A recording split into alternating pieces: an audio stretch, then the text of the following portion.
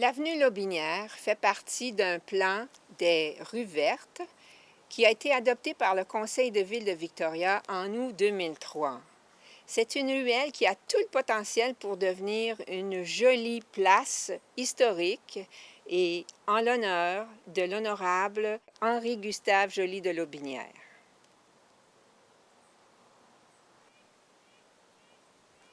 L'Association historique francophone de Victoria, en collaboration avec l'Alliance française, se fait un plaisir de vous présenter un personnage de la francophonie qui a laissé une marque de gentilhomme lors de la réalisation de son mandat de lieutenant-gouverneur en Colombie-Britannique.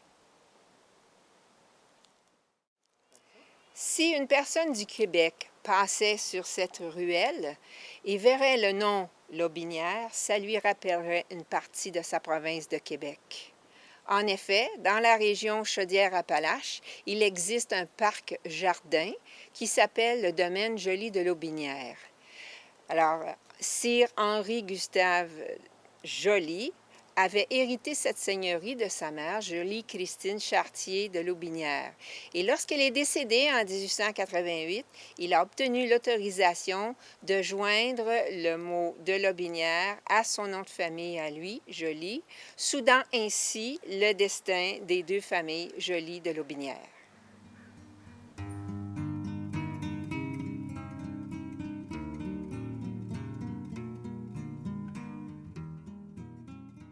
In referencing Seigneur Henri-Gustave Joly de Lotbinière, we are going back exactly 100 years in time. His 6 years, well, actually 5 years, is very similar to my term, which took place from 2001 to 2007, 100 years later. Of course, the house at that time was not this house, but it was on exactly the same site, and it was named Carey Castle. And Madame Lotbinière loved the social scene here and was very much liked by the community. She was able to give great afternoon teas and soirees, and everyone enjoyed it, but she unfortunately died in the 4th year she was here. As for Joly de Lotbinière, he was appointed by Sir Wilfrid Laurier.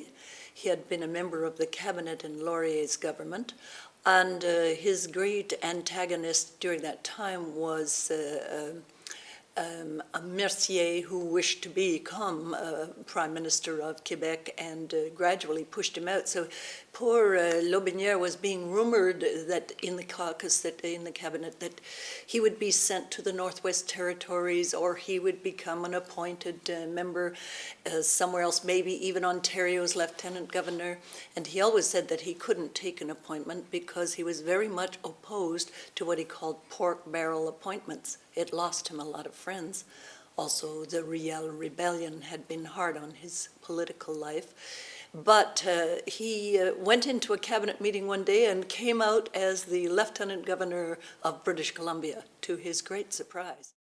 His interests were very broad. He was a conservationist. He was extremely involved in forestry, which was part of the business of his seigneurie.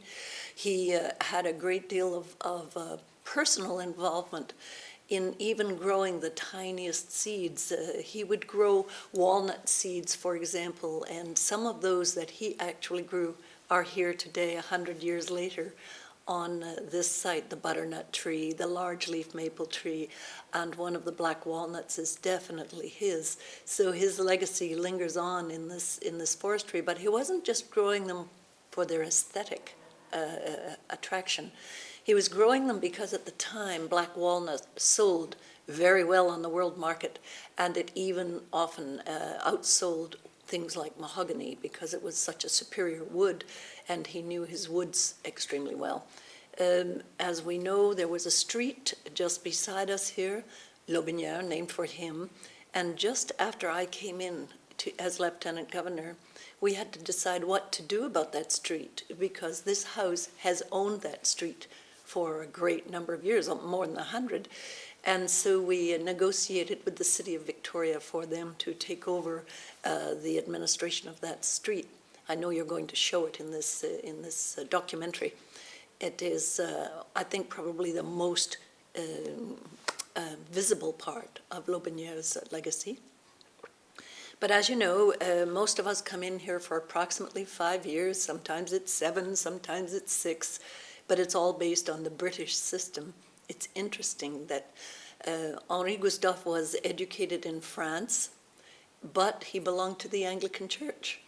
And during the time of Confederation, he was very concerned about the possible political division between French-speaking and English-speaking Canadians, which, as we know, has been an ongoing issue for Canada ever since.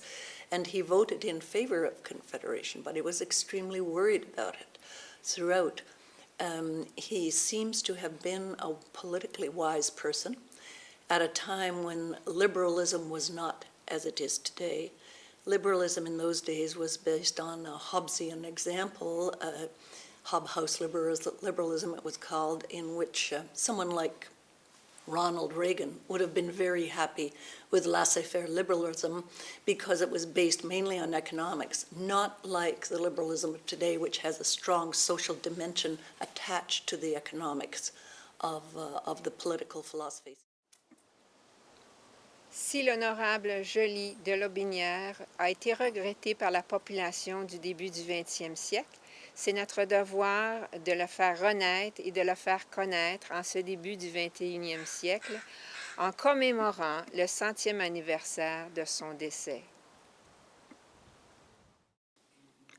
Le premier ministre McBride dira dans son rapport de 1909 « C'est mon triste devoir d'évoquer le décès de mon estimé et distingué prédécesseur, dont la perte se fera sentir à travers le Dominion tout entier. Son amabilité, sa courtoisie et sa cordialité dans la vie privée, ainsi que ses grandes qualités comme homme public, lui ont gagné l'amour et le respect de toutes les classes de la population, et sa mémoire sera longtemps chérie par les Canadiens. »